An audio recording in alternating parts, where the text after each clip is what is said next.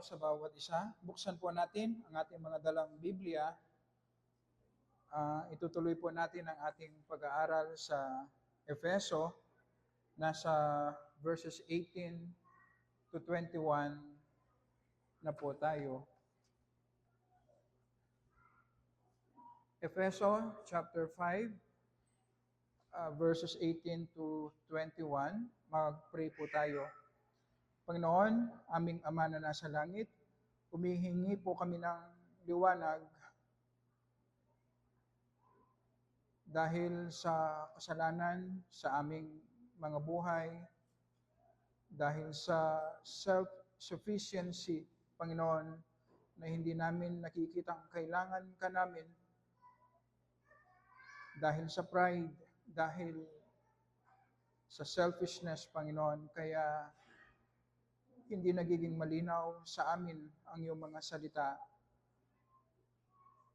at hindi ka namin nararanasan, Panginoon, sa aming mga buhay.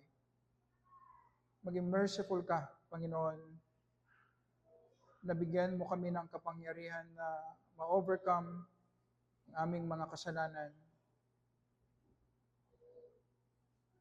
At sa tulong ng iyong Holy Spirit, ang aming pag-aaral ngayong umaga, Panginoon, ay magdulot ng transformation sa buhay ng bawat isa sa amin at magbigay ng glory sa iyong pangalan.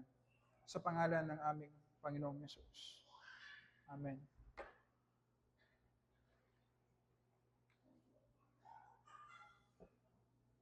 Verses 18 hanggang 21, basahin po natin. Verse 18, huwag kayong magpakalasing sa alak, na ito ay labis na kahalayan, kundi mapuno kayo ng Espiritu. 19, kayo'y magsalita sa isa't isa sa mga awit at mga himno at mga awiting spiritual na sa inyong mga puso ay nag-aawitan at gumagawa ng himig sa Panginoon. Laging nagpapasalamat sa lahat ng mga bagay sa pangalan ng ating Panginoong Jesucristo, sa Diyos na ating Ama. Last verse, pasakop kayo sa isa't isa dahil sa takot kay Kristo. Sa ating pag-aaral sa sulat ni Apostol Pablo sa Efeso, nakita natin ang chapters 1 to 3 na tungkol sa mga doktrina patungkol sa kaligtasan na nakamit ng Triune God para sa atin na makasalanan. Magmula sa chapter 4 hanggang sa chapter 6 verse 9, ito ay tungkol naman sa klase ng pamumuhay na dapat ibunga ng mabuting balita sa ating mga buhay. Napag-aralan natin magmula chapter 4 ng Efeso ang iba't ibang kautusan na dapat ipamuhay nating mga Kristiyano at ipamuhay natin sa ating iglesia. Sa mga susunod pa nating pag-aaral, makikita natin ang disenyo ng Panginoon sa mag-asawa. Ang role na ibinigay sa asawang lalaki na siya ang magsisilbing leader at ang role na ibinigay ng Panginoon sa asawang babae bilang helper. Utos sa mga magulang na huwag i-provoke na magalit ang mga anak at utos sa mga anak na sumunod sa mga magulang. Sa mga empleyado, inuutusan ng Panginoon na paglingkuran ang kanilang mga boss, ang kanilang mga employer na parang naglilingkod sa Panginoon mismo.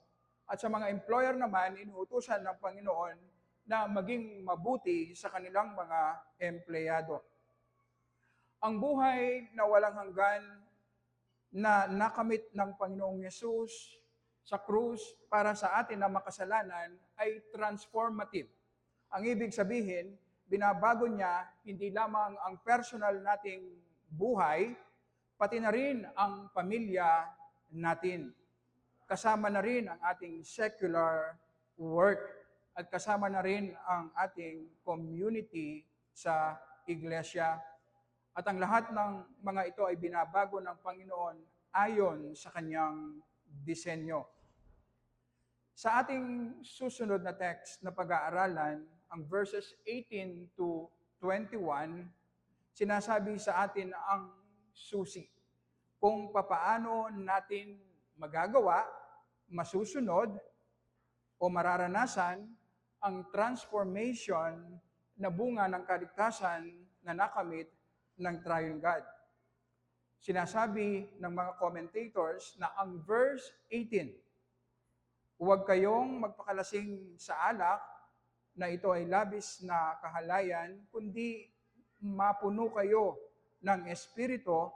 Sinasabi nila na ito ang susi sa buong sulat ni Apostol Pablo sa Efeso. Tayong mga Kristiyano, pwede nating hihalin tulad ang ating sarili sa isang sasakyan. Sa chapters 1 to 3, sinasabi sa atin kung gaano kalakas at kadakila ang makina na ibinigay sa atin kay Jesus. Sa chapters 4 to 6 naman, sinasabi sa atin ng mapa na dapat nating lakaran, lakbayin bilang mga mananampalataya. Ang Ephesians 5:18 naman ang magsisilbing gasolina, fuel para sa ating pananampalataya upang magawa, malakbay natin ang klase ng lifestyle na iniuutos sa atin ng Panginoon. Kung wala ang Ephesians 5:18, magiging legalistic ang buong sulat ni Apostol Pablo sa Efeso.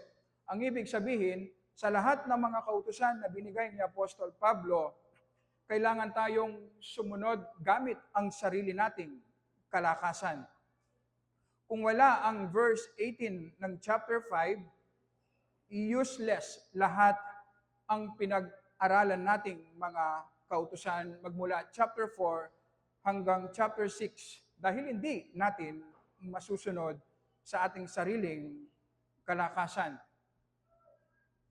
Magiging useless tayong mga Kristiyano kung wala ang verse 18 ng chapter 5. Ibig sabihin po, magagawa natin na i-imitate ang Diyos, na lumakad tayo sa pag-ibig, lumakad tayo sa liwanag, lumakad tayo sa karunungan ng Panginoon kung mapupuno tayo ng Espiritu ng Diyos. Sa text na pag-aaralan natin, ibibigay ni Apostol Pablo ang susi upang maging useful tayo sa gawain ng Panginoon. Pwede kasing nagsiserve tayo pero useless pa rin tayo. Sinasabi sa atin ang susi upang maranasan natin ang tunay na transformation. Pwede kasing palagi tayong regular sa gawain pero walang nagbabago. Hindi visible ang pagbabago sa ating mga buhay. Sinasabi sa atin ng verse 18 ang susi na pwede nating sabihin by extension, ito ang susi sa marami nating problema sa buhay. Ang mapuno tayo ng banal na Espiritu. Pag-aaralan natin ngayong umaga ang verse 18 lamang. Mayroong dalawang titingnan po tayo. Una, ang contrast, ang pagkakaiba ng negative na utos. Huwag kayong magpakalasing sa alak. Ang pagkakaiba nito sa positive na utos na mapuno kayo ng Espiritu. Pangalawa na titingnan natin ang command na mapuno tayo ng Espiritu at kung papaano natin ito magagawa.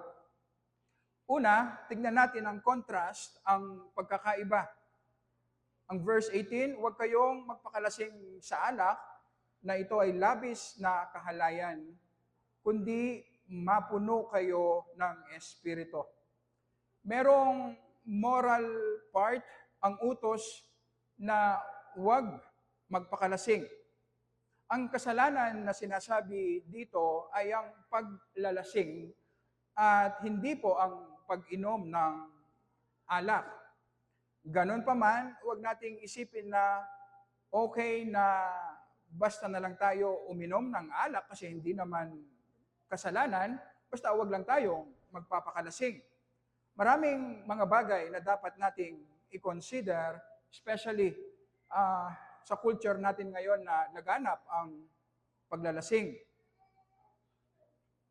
Kailangan nating i-consider ang ating testimony, ang mga ibang kapatid na napakadaling mahulog sa kasalanan ng paglalasing. Kailangan nating i-consider kung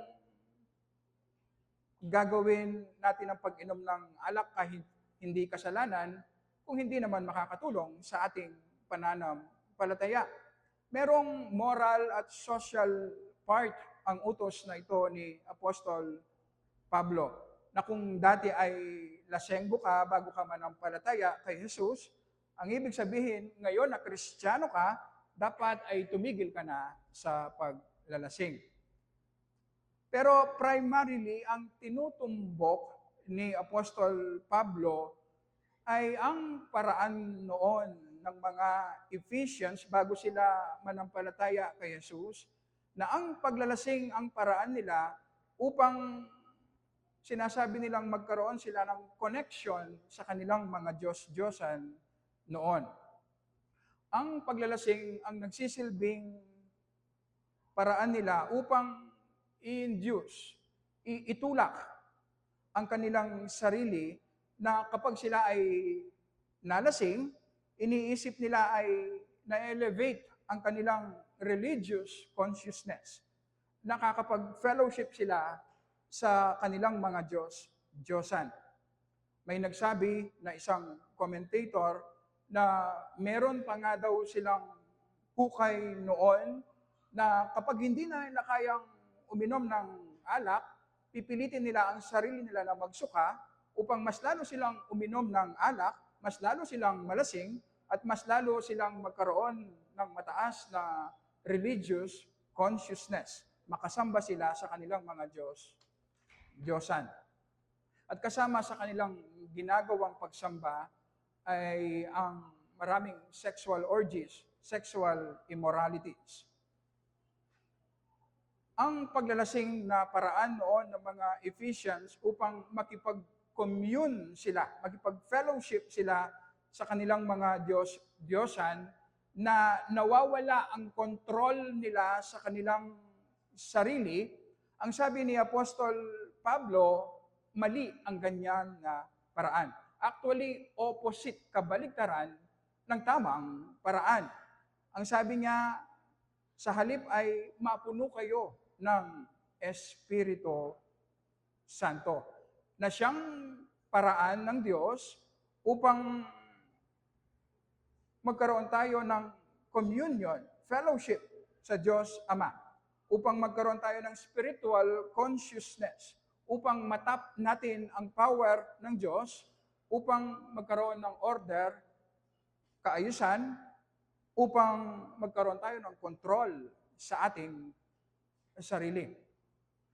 Kapag nalalasing ang mga Ephesians noon, nawawala ang control nila sa kanilang sarili dahil nga lasing. Kapag naman napupuno ng Espiritu ang isang Kristiyano, nagkakaroon siya ng control sa kanyang sarili.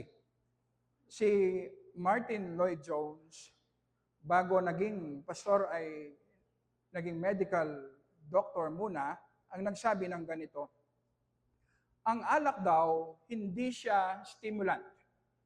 Isa itong depressant. Iniisip ng mga Ephesians noon na ang paglalasing, ang pag-inom ng sobrang alcohol, ang magtutulak sa kanila, mag-stimulate sa kanila upang magkaroon sila ng religious consciousness. Ang alak, sabi ni Martin Lloyd-Jones, isang depressant, hindi isang stimulant. Ano ang ibig sabihin?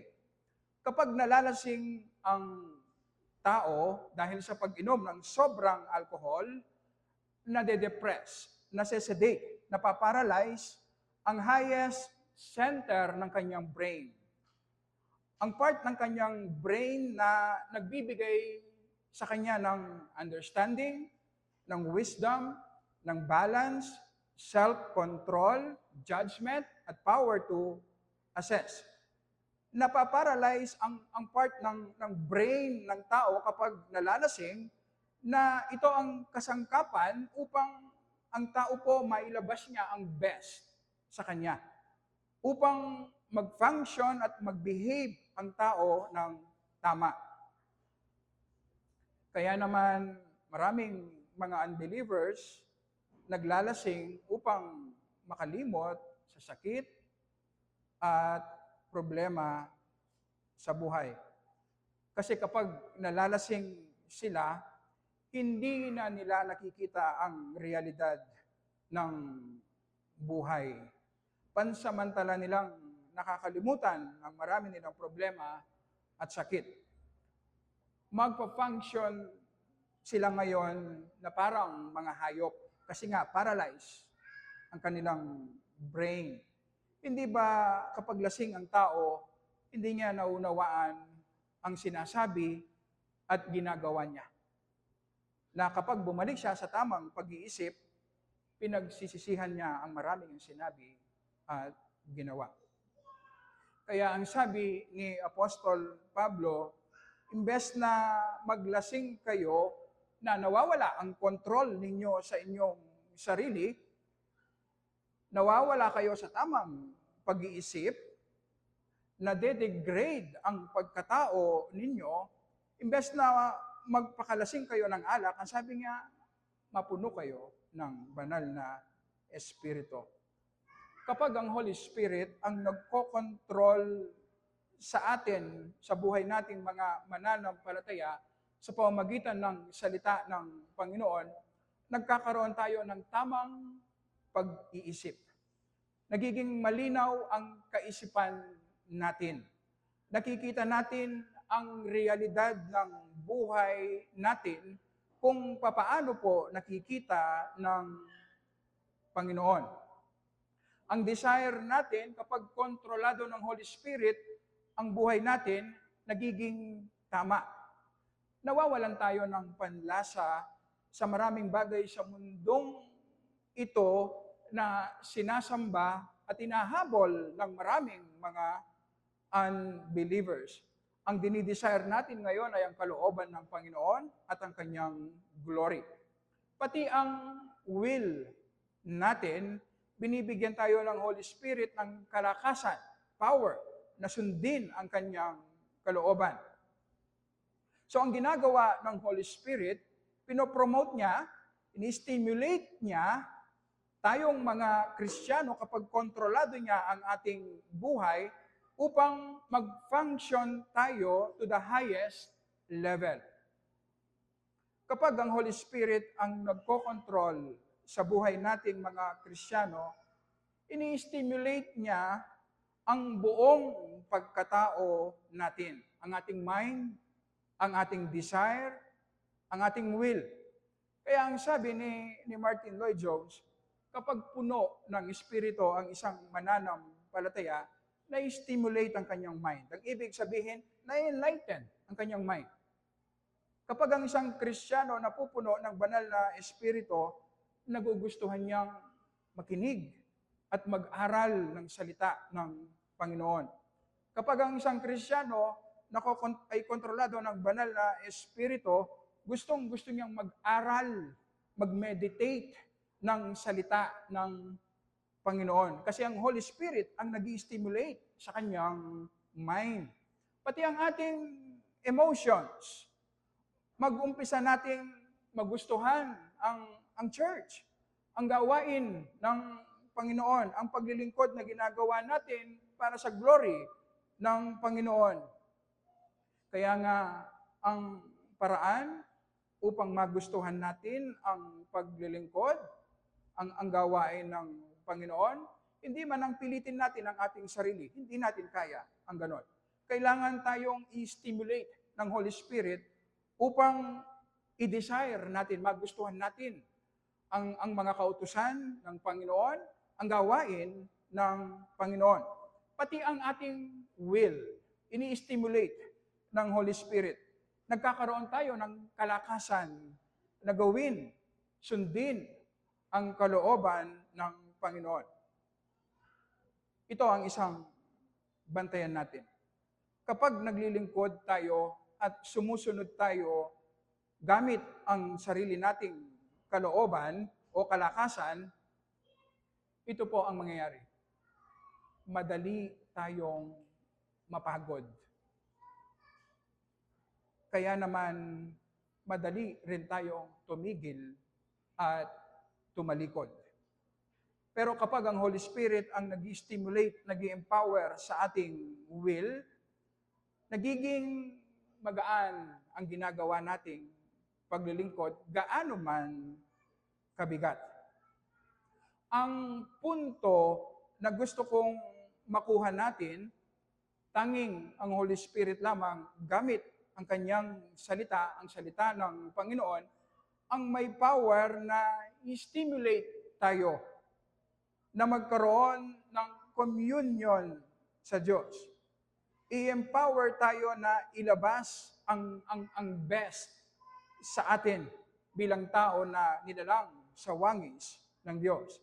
Ilabas ang new life sa atin na itinanim mismo ng Holy Spirit sa atin. At kasama sa utos na ito, iwasan din natin ang mga depressants na naglalasing sa atin. Kaya namumuhay tayo na parang mga hayop na alis ang kontrol natin sa ating sarili.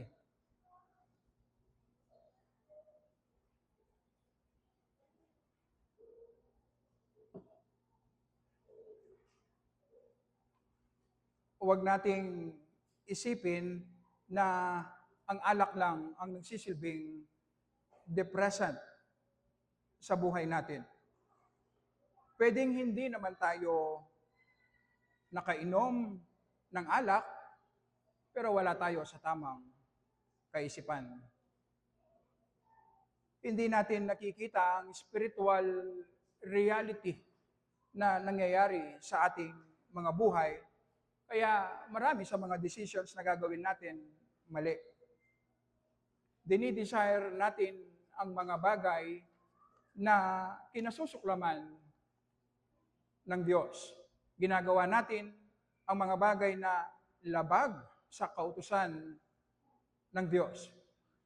Alam po ba natin na nangyayari ang ganito kapag meron tayong sinasambang Diyos, Diyosan, sa ating mga puso?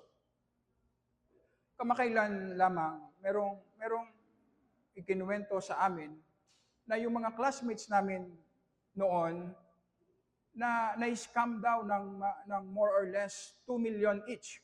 Marami sila. Naloko sila. Inofferan sila ng investment at pagkatapos tumakbo yung tao. Ang unang reaction namin ni Sister Reyna, marurunong naman yung mga tao. Bakit sila naloko? Marami po ngayon ang naloloko na scam. Merong ino-offer na investment pero hindi naman pala totoo. Ganito po ang nangyayari. Kapag ang tao gusto niyang yumaman, gusto niyang magkaroon ng maraming pera, magiging bulag siya sa maraming dangers. Hindi nga makikita yung mga obvious na panluloko na ginagawa sa kanya. Ang nakikita lang niya ay ang opportunity na yumaman siya. Kaya naluloko sila. Kapag ang isang mananampalataya, sinasamba niya ang kanyang karir, masaya niyang ibibigay ang lahat ng kanyang oras at kalakasan sa kanyang trabaho Pero sa mga spiritual na gawain, wala siyang desire. Wala siyang desire sa word, mag-spend ng time sa panalangin, sa paglilingkod, sa gawain, sa church. Pero pagdating sa kanyang trabaho, ibibigay niya ang lahat. So distorted ang kanyang desire. Kasi sinasamba niya ang kanyang career. Kapag ang isang Kristiyano ay worldly, ang source ng kanyang kasiyahan ay ang mga bagay sa mundong ito, hindi niya nakikita ang pagkakaiba ng temporal na pakinabang sa eternal na pakinabang. Hindi niya nakikita ang glory ng susunod na buhay, ang nakikita lang niya ay ang kasalukuyan. Kaya nasasayang ang marami niyang oras. Ganito po ang nangyayari. Kapag hindi po nag-worship ang ating mga puso dahil meron tayong ibang sinasamba na mga Diyos-Diyosan sa mundong ito, possible, ang ministry, ang ating sinasamba, nabubulag tayo. Nadidistort ang ating mind, ang ating desire, ang ating will. Kaya naman, napaka-importante at huwag nating isipin na ang ating daily devotion sa word and prayer araw-araw, huwag nating isipin na walang pakinabang yan sa pang-araw-araw nating pamumuhay. Hindi po. Kapag nag-worship tayo araw-araw, lumilinaw ang ating pag-iisip. Nakikita natin ang ating buhay kung paano nakikita ng Panginoon. Araw-araw, nagiging tama yung mga decisions na ating ginagawa. Na itatama rin ang ating desire. Dinidesire natin ngayon yung mga bagay na nakapagbibigay ng lugod sa Panginoon, hindi ang kasalanan. At na-empower din ang ating will na meron tayong power ngayon na sundin, gawin ang kalooban ng Panginoon, paglingkuran ang Panginoon. Napaka-importante na the moment na mag-stop tayong mag-worship sa ating Panginoong Yesus, mag-uumpisa tayong sumamba sa mga Diyosan.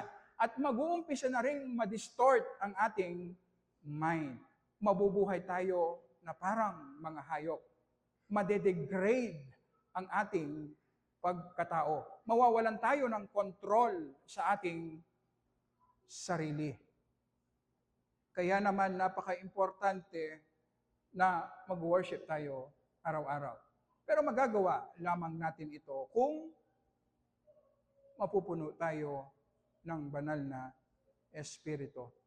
Ano nga ba ang ibig sabihin ng mapuno ng banal na Espiritu?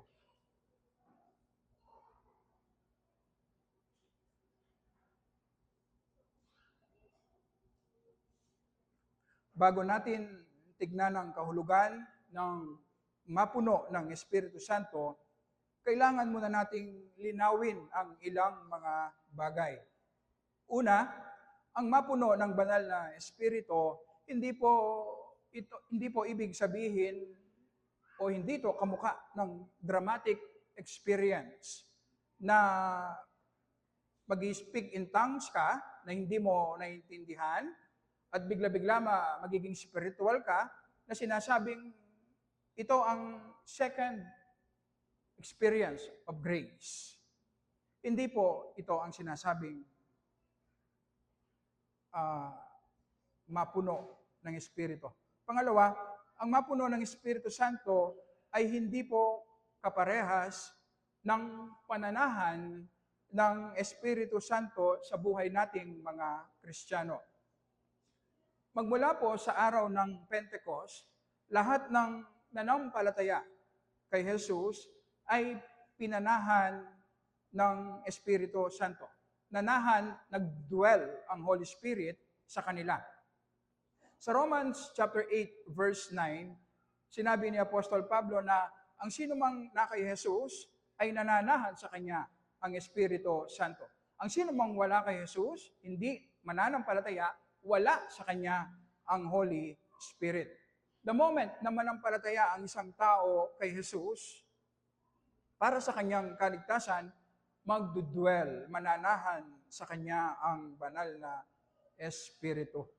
Pangatlo, ang mapuno ng banal na espiritu ay hindi nilalarawan ang proseso na paunti-unti, progressively, by degrees, ay nananahan sa atin ang Holy Spirit.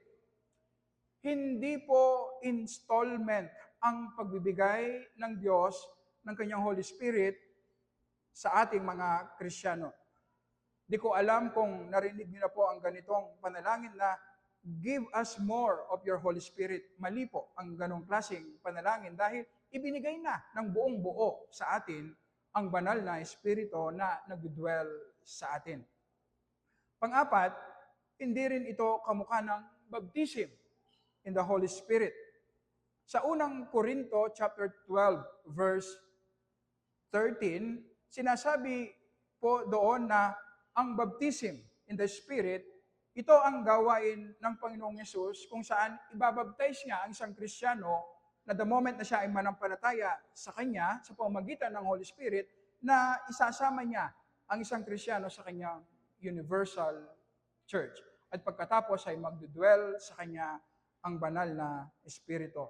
Ito ay isang spiritual na katotohanan sa isang nanampalataya kay Jesus na hindi man naramdaman o hindi man nakita. Nangyari ito sa isang taong nanampalataya kay Jesus. Binautismuhan siya ng banal na Espiritu.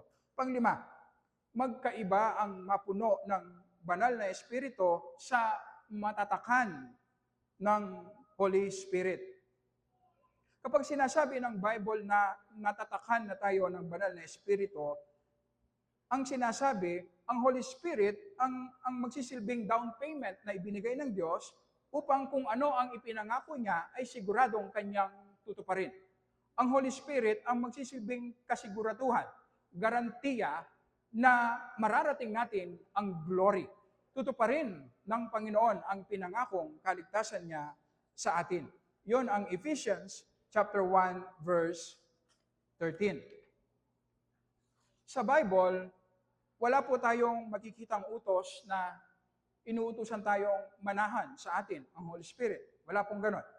Walang utos tayong makikita na kailangan tayong i-baptize sa Holy Spirit. Wala po. Wala rin pong utos na kailangan tayong tatakan ng banal na Espiritu. Wala po. Lahat ng mga ito ay ginawa sa atin ng Diyos sa pamamagitan ng Kanyang Holy Spirit. Spiritual reality na ang mga ito sa atin na mananampalataya.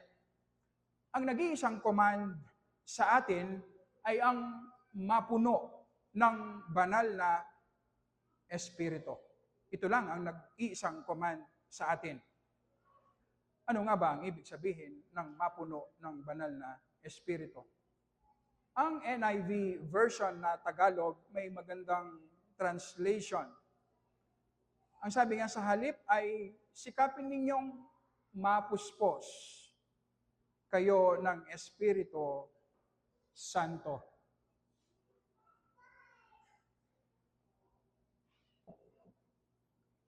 Si John MacArthur ang nagsabi sa kanyang commentary na sa tatlong paraan noon, ginagamit ang salitang mapuno na ganito rin ang pagkaintindi ni Apostol Pablo nung ginamit niya ang salitang mapuno kayo ng Espiritu Santo.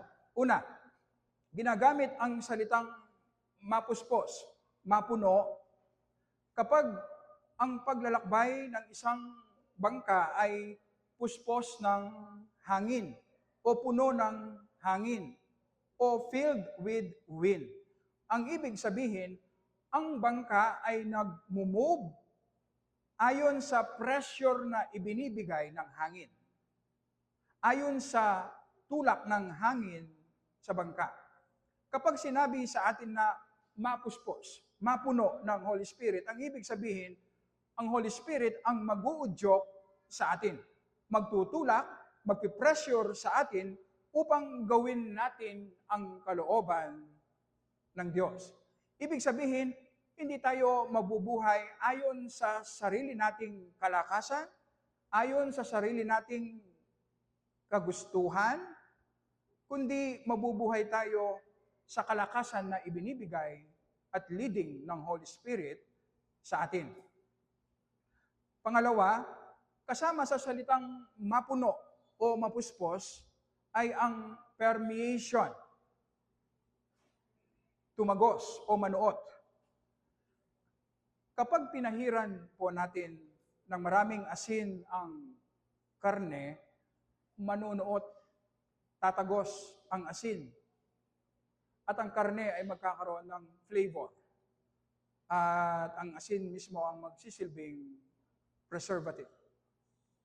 Ang mapuspos ng Holy Spirit ay ang tumagos, manuot ang Holy Spirit sa buhay natin na ang flavor ngayon ng buhay natin ay ang Espiritu ng ating Panginoong Yesus.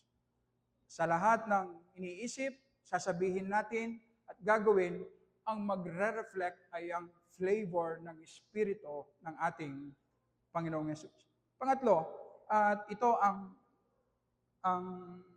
pinaka-sentro, kasama din sa salitang puspos o mapuno ay ang pagkakaroon ng total control. Sa John chapter 16, verse 6, inilarawan ang tugon ng mga disipulo ng Panginoong Yesus na puno ng lungkot ang inyong puso. Ibig sabihin, ang lungkot ngayon ang nagko-control sa kanila. Ma-appreciate natin ang ganito kung mapansin natin sa maraming pagkakataon sa ating buhay, nababalansin natin ang mga bagay-bagay. Sa bahay, kung nag-away kayo ng iyong asawa, malulungkot ka. Pero pagdating mo sa opisina, kung merong mabuting nangyari, makakalimutan mo ang lungkot na dulot na galing sa iyong bahay at magiging masaya ka. Nababalanse. Kung meron kang kausap, ang pinag-uusapan ninyo malungkot, pwede mong palitan ng masaya ang pag-uusap para makalimutan ang lungkot. Nababalanse. Pero may mga pagkakataon na hindi natin na-maintain ang balance. Nabalitaan mo na namatay ang iyong mahal sa buhay, bigla kang mababalot ng lungkot. Mapupuno ka ng lungkot. Ang ibig sabihin, walang sino man o anuman ang pwedeng makapagpaalis ng iyong lungkot. Kasi puno, puspos ka ng lungkot. Ganito ang pagkagamit ng salitang mapuno ng Espiritu Santo. Ang ibig sabihin, totally makontrol ng Holy Spirit ang buhay natin. Ang ibig sabihin ng mapuno ng Holy Spirit, ang Holy Spirit ang mag-move, magtulak sa atin. Ang Holy Spirit ang manuot, mag-permeate ng buhay natin. Ang Holy Spirit ang magkaroon ng total control at dominion sa ating mga buhay.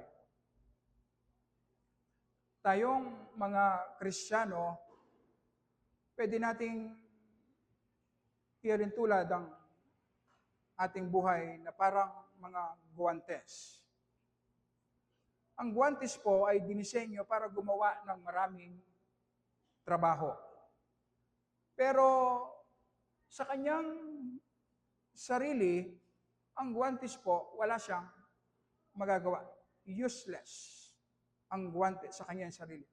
Kailangan muna na merong kamay na magsuot sa kanya, mag-control sa guwantes upang maging useful at makagawa ng mga bagay-bagay. Ganon din po tayong mga Kristiyano. Sa ating mga sarili, para tayong mga guwantes na wala tayong magagawa. Useless tayo sa ating mga sarili. Kailangan munang kontrolin tayo ng Holy Spirit upang maging useful tayo at maranasan natin ang Panginoon Yesus sa ating mga buhay. Ang ibig sabihin po, kahit nabautismuhan na tayo ng Holy Spirit, kahit natatakan na tayo ng Holy Spirit, kahit nananahan na sa atin ang Holy Spirit, kung hindi tayo napupuno ng banal na espiritu, ang buhay pananampalataya natin magiging mahina. Magiging frustrated tayo. Magiging useless ang buhay natin. Wala tayong magagawa para sa Panginoon. Magiging useless lahat ang ginagawa natin para sa Panginoon.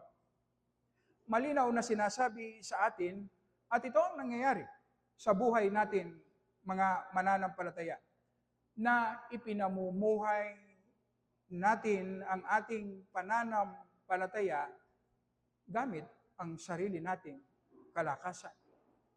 Kaya pansinin po natin, walang masyadong nagbabago sa ating mga buhay.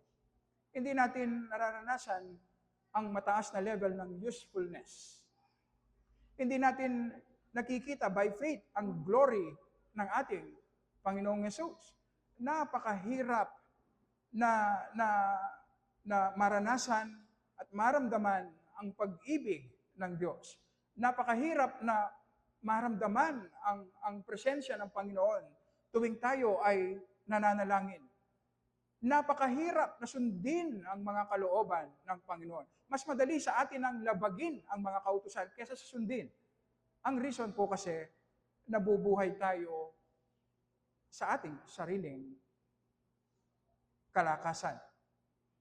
Kaya walang visible transformation na nagbabago, makikita sa atin. Ito ang reason kung bakit mahina ang church. Ito ang reason kung bakit mahina tayong mga mananampalataya. Pangalawa sa utos na kailangan tayong manampalataya kay Jesus para sa ating kaligtasan, ang pinaka-importanting pangalawang utos ay ang mapuno tayo ng banal na Espiritu. Ang ibig sabihin, ito ang hindi po natin nakikita. Marami tayong gustong gawin. Mas gusto natin agad-agad naglilingkod. Mas gusto natin agad-agad ginagawa natin ang ating secular work. Agad-agad gusto nating ipamuhay ang ating pananampalataya. Hiwalay sa power ng Holy Spirit. Kung sinasabi sa atin na hiwalay sa power ng Holy Spirit, hindi natin kaya at wala tayong magagawa para sa Panginoon, ang ibig sabihin, ang pinakaunang utos na kailangan nating sundin ay ang mapuno muna tayo ng banal na Espiritu. At yan ay mararanasan natin sa pamamagitan ng salita ng Panginoon. Paano nga ba mapuno ng banal na Espiritu? Buksan po natin ang ating mga Biblia sa Colossus chapter 3, verse 16.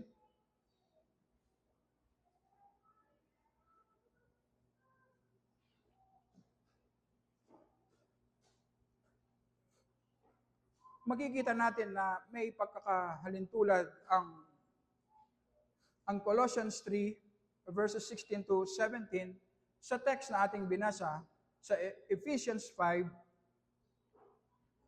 18 to 21. Basahin po natin verse 16. Manirahan nawang sagana sa inyo ang salita ni Kristo ayon sa lahat ng karunungan. Magturo at magpaalalahanan kayo sa isa't isa sa pamamagitan ng mga salmo at mga himno at mga awiting spiritual. Hindi ba yan ang binasa rin natin sa Ephesians 5:18 to 21? Na umaawit na may pasasalamat sa Diyos sa inyong mga puso. 17. At anumang inyong ginagawa sa salita, sa gawa, gawin ninyong lahat sa pangalan ng Panginoong Yesus, na nagpapasalamat kayo sa Diyos Ama sa pamamagitan niya. Ang main cause dito na sinasabi ay ang manahan ng sagana ang Word of God sa ating mga buhay. At ang resulta, sinasabi nga, mag-aawitan tayo ng papuri para sa Panginoon at magpapasalamat tayo. At kung magpapatuloy tayo sa Colossians, makikita natin, kamukha ng Ephesians, ibibigay din yung mga utos sa mag-asawa, papaano magpalaki ng anak, obligasyon ng employer at employee, kamukha ng nabasa natin sa Ephesians chapter 5 verses 18 and following. Ang ibig sabihin, ang manahan, ang mapuno ng banal na espiritu, ang ibig sabihin po, manahan ng sagana ang Word of God sa ating mga puso. Ito yung palagi nating sinasabi na daily devotion sa Word and prayer. Kapag palagi yan nating nakikita na pag-aaralan ang glory ng Panginoong Yesus, ang kanyang pag-ibig, ang kanyang mercy, ang kanyang biyaya, nagiging kamukha natin ang Panginoong Yesus. Pero hindi ganun kasimple. Sa Efeso chapter 4, verse 30, na pag-aralan na natin ito, huwag ninyong pighatiin ang Espiritu Santo ng Diyos. Ang ibig sabihin po nito, huwag natin gagawin ang mga bagay na taliwas sa kalooban ng Panginoon na nagbibigay ng kalungkutan sa Holy Spirit. Huwag tayong gagawa ng kasalanan. Yun po ang ibig sabihin. Ito ang maling kaisipan natin na pwede tayong mag-alaga ng kasalanan sa ibang aspeto ng ating buhay, pwede sa bahay, pwede sa ating trabaho, na iniisip natin wala namang koneksyon sa ginagawa natin sa church. Pero mali. Alam niyo po ba, ang maliit na kasalanan sa bahay man, sa trabaho o personal nating buhay na tinotolerate natin, alam niyo po ba, kaya niyang ibagsak ang buong pananampalataya natin.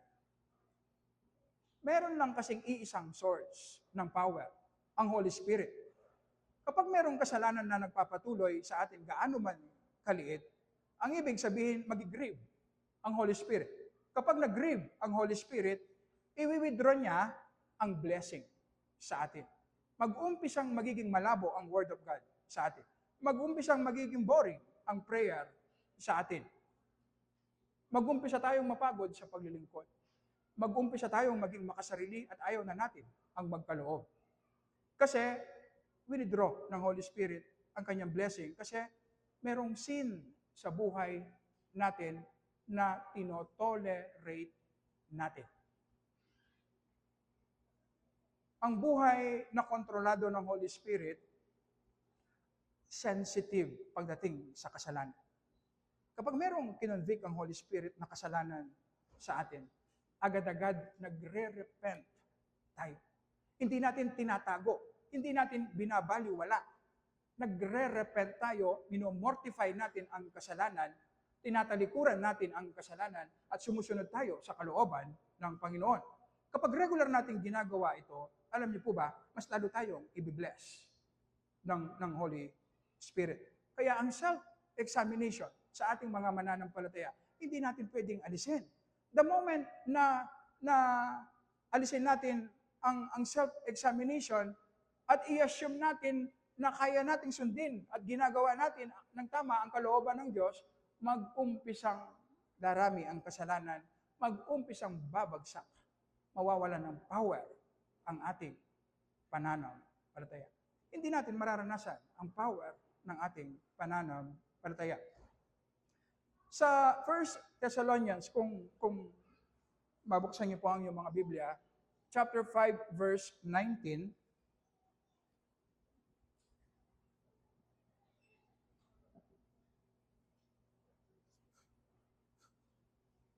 1 Thessalonians chapter 5 verse 19, huwag ninyong patayin ang ningas ng Espiritu. Ang ibig sabihin po nito, huwag tayong gagawa na taliwas sa gustong gawin ng Holy Spirit sa ating buhay. Hindi ba sinasabi ng Philippians chapter 2, verses 12 to 13, na ang Diyos sa pamamagitan ng kanyang Holy Spirit ang nagbibigay ng desire sa atin na gawin ang kanyang kalooban. Hindi po ba? So ang ibig sabihin, kapag merong desire sa atin na mag-pray, ang ibig sabihin, ang Holy Spirit ang kumikilos sa atin. At kapag binigyan tayo ng desire na mag-pray, gawin natin. Huwag natin ipagpaliban. Kapag binigyan tayo ng desire ng Holy Spirit na basahin, i-meditate ang kanyang word, huwag natin ipagpaliban, gawin natin agad-agad. Kapag merong kinonvict sa atin na kautusan at binigyan tayo ng desire na sundin, gawin natin. Huwag natin ipagpaliban. Kapag ipinagpaliban natin, mamamatay ang ningas ng banal na Espiritu. Sasalungat tayo sa kagustuhan ng banal na Espiritu. At kapag sumalungat tayo sa kagustuhan ng banal na Espiritu, mag-grieve ang Holy Spirit, i-withdraw niya ang power. So nakikita po ngayon natin, kapag binigyan tayo ng desire ng Panginoon na mag-serve, at merong ipinakita sa atin na punan na kulang sa ating iglesia, Huwag nating ipagpaliban, gawin natin agad-agad. Kasi ang Holy Spirit ang nagbibigay ng desire sa atin. At kapag sinalungat natin ang kalooban ng Holy Spirit, mamamatay yung ningas. Mawawalan bigla-bigla ng power ang ating pananampalataya. So makikita natin ang mapuno ng banal na Espiritu. Ito yung pagiging seryoso natin sa ating kabanalan. Na araw-araw, naglalaan tayo ng oras sa Word of God. Pinag-aaralan natin, inuunawa natin, minemeditate natin, at ini-examine natin ang ating sarili. Nagko-confess tayo ng mga kasalanan na pinapakita ng Holy Spirit sa atin, at pinagpipray natin ang Word of God na ating pinag-aralan. At nakikipag-commune tayo sa Panginoon. At sinasubmit natin, ina-align natin ang will natin sa will ng Panginoon. At sumusunod tayo sa kalooban ng Panginoon sa ating mga buhay. Ito ang paraan upang mapuspos tayo, makontrol ng Holy Spirit ang ating mga buhay. Kung maranasan lamang natin ito, makikita natin marami sa ating mga problema mabibigyan ng solusyon. Sa ating closing, tingnan natin ang example ni Stephen. Sa Gawa chapter 6, verse 5, nung inutusan ng mga apostol na pumili ng mga unang diakono, isa si Esteban na napili na maging diakono. Ang sabi sa verse 5 ng chapter 6, nasiyahan ang buong kapulungan sa kanilang sinabi at pinili nila si Esteban, lalaking puspos ng pananampalataya at ng Espiritu Santo. Ang ibig sabihin, kapag ang Diyos po, meron siyang gustong i-accomplish sa kanyang gawain, sa kanyang church, ang pinipili niya ay yung mga mananampalataya na puspos ng banal na Espiritu. At ito po ang sinasabi ng ating karanasan. Pwedeng walang tigil, non-stop tayo sa paglilingkod, pero wala tayong na-accomplish para sa Panginoon kasi useless ang ating ginagawa. Sinasabi sa atin, kung gusto nating maging useful sa gawain ng Panginoon, hindi ang ministry ang main priority. Ang main priority natin ay ang mapuspos muna tayo ng banal na Espiritu. Hindi po ba? Sa pagpapatuloy, sa Gawa chapter 7, verses 55, nung nagpatuloy na mapuno ng banal na Espiritu si Esteban, at nakaranas siya ng persecution at kamatayan dahil sa kanyang pananampalataya, tingnan natin ang kanyang naging tugon. Sa verses 55, 56, ngunit Siya, palibhasa ay puspos ng Espiritu Santo, ay tumitig sa langit at nakita niya ang kalwalhatian ng Diyos. At si Jesus na nakatayo sa kanang kamay ng Diyos. Sinabi niya, tingnan ninyo, nakikita kong bukas ang langit at ang anak ng tao na nakatindig sa kanan ng Diyos. Sa verse 59, mag-jump po tayo. Habang binabato nila si Esteban, ay nananalangin siya, Panginoong Yesus, tanggapin mo ang aking espiritu. Siya'y lumuhod at sumigaw ng malakas. Panginoon, huwag mo silang papanagutin sa kasalanang ito. At pagkasabi niya nito ay namatay siya. Dahil puspos ng espiritu si Esteban, ang unang sinabi, nakita niya ang glory, nakita niya ang Panginoong Yesus sa kanang kamay ng Diyos Ama. Alam niyo po ba, hindi unique ang ganitong experience. Sa ating mga mananampalataya, kapag puspos tayo ng banal na Espiritu, every time na binabasa natin, iniintindi, minemeditate ang Word of God, nakikita natin by faith ang pag-ibig, ang mercy, ang grace ng Diyos. Nakikita natin ang glory ng ating Panginoong Yesus. At kapag naranasan natin at nakita natin ang glory ng ating Panginoong Yesus, anuman ang pinagdadaanan nating kahirapan, paghihirap, kamukha ni Esteban, kahit ang kamatayan, hindi siya natatakot. Namamatay na lamang si Esteban, ang iniisip pa rin niya ay ang patawarin ang kanyang mga kaaway. Hindi ba ang malaking problema natin ay ang paano natin mahalin ang ating mga kaaway? Si Esteban, dahil puno siya ng banal na espiritu, kaya niyang patawarin kahit yung mga taong pumatay sa kanya. Kahit na naghihirap siya, malapit na siyang mamatay, hindi siya nagko-complain. Kasi nakikita niya ang glory ng ating Panginoong Yesus. Hindi ba ito ang kasagutan sa marami nating reklamo sa Diyos? Marami tayong gustong baguhin. Maraming paghihirap na ating nararanasan.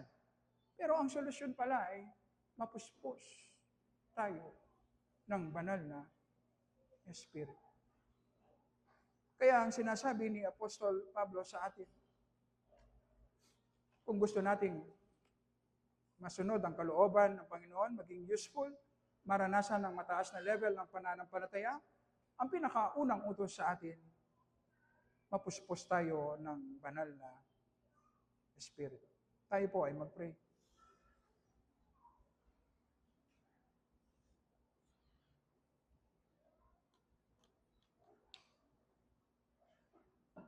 Nagpapasalamat at nagpupuri kami, Panginoon. Alam po namin na sa tulong ng iyong Holy Spirit, Panginoon, kapag ang iyong mga salita ay naipahayag, magdudulot ito ng pagbabago sa aming mga buhay.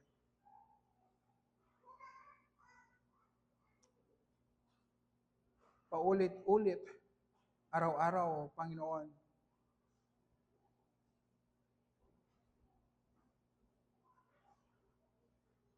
ang nararanasan namin ay ang formalidad lamang, panlabas na pananampalataya, Panginoon.